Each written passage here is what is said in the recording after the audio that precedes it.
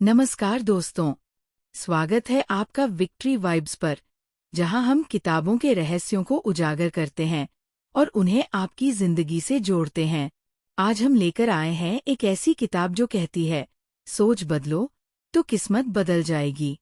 ये है रांद बायन की द सीक्रेट का हिंदी सारांश। नमस्कार। आज हम रोंडा बर्न की किताब द सीक्रेट के हिंदी सार पर थोड़ी गहराई से बात करेंगे। जी। ये किताब दावा करती है एक ऐसे रहस्य का जिसे कहा जाता है कि इतिहास के कुछ खास लोग ही जानते और इस्तेमाल करते आए हैं। हाँ, आकर्षण का नियम, लॉ ऑफ अट्रैक्शन।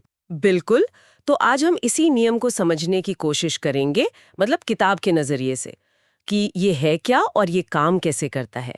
कहते हैं ये कोई नई बात नहीं, बल्कि ब्रह्मांड का एक तरह का फंडामेंटल नियम है। तो चलिए देखते हैं इसमें क्या है। हाँ, ये आइडिया अपने आप में काफी दिलचस्प है। किताब का जो मूल तर्क है वो ये कि हमारे विचार वो एक तरह से चुंबक जैसे हैं। चुंबक। हाँ, मैग्नेटिक।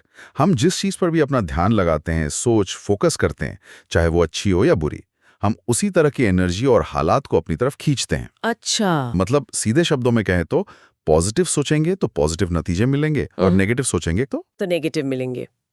ओके, तो ये सिर्फ मतलब विजुअल थिंकिंग जैसा नहीं है। नहीं। किताब इसी बात पर जोर देती है कि सिर्फ सोचना काफी नहीं है। हर विचार की अपनी एक फ्रीक्वेंसी होती है, ऐसा बताया गया है। एक एनर्जी वेव। ठीक है। लेकिन असली पावर तब आती है जब हम किसी चीज को चाहने के साथ साथ उसे गहराई से महसूस करते हैं। वो फीलिंग महसूस करते हैं। हाँ। तब वो विचार एक शक्तिशाली सिग्नल बन जाता है, ब्रह्मांड के लिए एक ऑर्डर जैसा। ओह, जैसे कोई जादुई चिराग हो, जो मांगा वो मिला। कुछ वैसा ही समझ लीजिए। और यहीं पर भावनाएं, इमोशंस का रोल बहुत बहुत अहम हो जाता है। अच्छा, कैसे? किताब के मुताबिक जो पॉजिटिव भावनाएं हैं, खुशी, प्यार, भरोसा, हाँ। और खासकर कृतज्ञता, मतलब ग्रैटिट्यूड, हाँ, ग्रेटिट्यूड। ये भावनाएं हमारे विचारों की शक्ति को, आप कह सकते हैं, कई गुना बढ़ा देती हैं। एम्पलीफायर की तरह काम करती हैं। अच्छा, और इसके उलट अगर मन में डर है, शक है, चिंता है, तो ये नेगेटिव भावनाएं उस प्रोसेस में रुकावट डालती हैं। वो सिग्नल कमजोर पड़ जाता है। समझ गई। तो सिर्फ सोचना नहीं, बल्कि उसे पूरी शिद्दत से महसूस करना है, पॉजिटिविटी के साथ। बिल्कुल। अच्छा, तो इसे असलियत में करने के लिए, प्रैक्टिस में लाने के लिए किताब कुछ तरीके भी बताती है। हाँ, बिल्कुल। 2 मुख्य टेक्निक्स पर काफी जोर है। एक है लक्ष्य निर्धारण, मतलब अपना गोल सेट करना, और दूसरा है विजुअलाइजेशन, यानी कल्पना करना। विजुअलाइजेशन, ये कैसे होता है? इसका मतलब है कि जो भी आपका लक्ष्य है उसे अपने मन में पूरी तरह से साफ साफ देखना। हाँ, जैसे कि वो आपको मिल ही चुका है।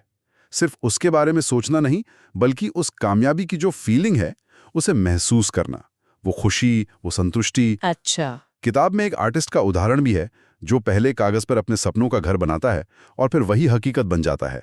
ये कुछ वैसा ही है, मन में तस्वीर बनाना। दिलचस्प है। और दूसरी टेक्निक आपने बताई, कृतज्ञता का अभ्यास। राइट। ग्रैटिट्यूड। जी, कृतज्ञता। वो कैसे मदद करती है इस नियम में? देखिए, कृतज्ञता का मतलब है शुक्रगुजार होना उन चीजों के लिए जो हमारे पास अभी हैं, पहले से हैं। हाँ। किताब का तर्क ये है कि जब हम शुक्रगुजार होते हैं तो हम यूनिवर्स को एक पॉजिटिव सिग्नल भेजते हैं जी। कि मेरे पास काफी है और मैं और अच्छी चीजों के लिए तैयार हूं। अच्छा। इसे पॉजिटिव एनर्जी को अट्रैक्ट करने का एक बहुत पावरफुल तरीका माना गया है। किताब में तो यहां तक लिखा है, कृतज्ञता से जीवन में चमत्कार घटित होते हैं। वाओ। और साथ ही ये सलाह भी है कि अपने विचारों पर ध्यान रखें, नेगेटिविटी से बचें, जैसे डर या चिंता। एक तरह से अपने मन की निगरानी करें। तो ये सब ऐसा नहीं कि कभी कभी कर लिया, इसे रोज की आदत बनाना होगा। हाँ, बिल्कुल। नियमित अभ्यास पर बहुत जोर दिया गया है। रोज थोड़ा समय निकालकर विजुअलाइज करना, रोज आभार जताना, चाहे मन में सोचें या कहीं लिखें। अपने विचारों को लेकर सजग रहें और एफर्मेशंस दोहराएं। अफर्मेशंस जैसे मैं स्वस्थ हूं, मैं कामयाब हूं, मेरे जीवन में समृद्धि आ रही है। इस तरह के पॉजिटिव वाक्य लगातार करना जरूरी माना गया है। ठीक है।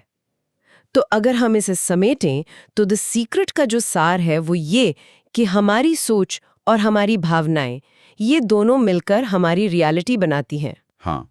ब्रह्मांड हमारी भेजी हुई एनर्जी पर ही रिस्पॉन्ड करता है। तो किताब कहती है, सोचो, महसूस करो और विश्वास रखो। सही कहा। ये जो फिलॉसफी है, ये हमारे अंदर की दुनिया मतलब विचार और भावनाएं और बाहर की दुनिया की जो अनुभव हैं, उनके बीच एक सीधा कनेक्शन देखती है। तो एक तरह से जिम्मेदारी भी हम पर डालती है और ताकत भी, कि हमारी मानसिकता ही सब कुछ तय करती है। बिल्कुल।